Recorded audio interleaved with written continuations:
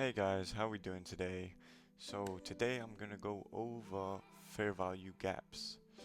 And fair value gaps are extremely important when it comes to my strategy and a lot of other people's strategy. So let's hop right into it. Let's hop into what is a fair value gap. A fair value gap is a 3 candle pattern. It takes 3 candles and it creates a pattern. It can be bullish or it can be bearish. That's the only thing. We only have two different sort of fair value gaps, a bullish and a bearish one.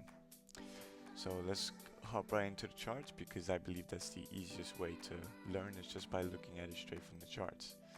Now, a fair value gap is this. It's a space, basically, between the first candle and the third candle. So now let's go more into it. The first candle can be whatever it wants. It can be a bullish candle like this, it can be a bearish candle like this, it can be a consolidation like this, it does not matter. The only thing that matters is that the second candle has to expand past the top of the first candle to create this space, because if we don't expand past it, then we won't be able to create the space. So the first candle can be whatever it wants, the second candle has to be an expansion candle, and the third candle can also be whatever it wants. It can be bullish, it can be bearish, it can be a consolidation. It does not matter as long as the second candle is an expansion. So how do we actually draw out a fair value gap and how do we see them? So we take a little rectangle, we put it at the top of the first candle, the bottom of the third candle, and this space right here is called a fair value gap. Let's go over more.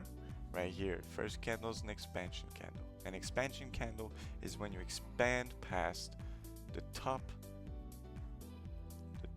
of the wick of the first candle. So you expand past it and you close above it. Very important, you close above it. If you don't close above it, like here, expand past it, but then it didn't close above it, then we do not have an expansion candle. So this did close above it, so we have an expansion candle. So now, without this candle, we have this space for the moment right here. We have all this space to work with. So now the third candle, all the third candle needs to do is not close this space. Because imagine the wick of this third candle was like that, then we would not have a space anymore. Look at that, there's no space, so there's no fair value gap.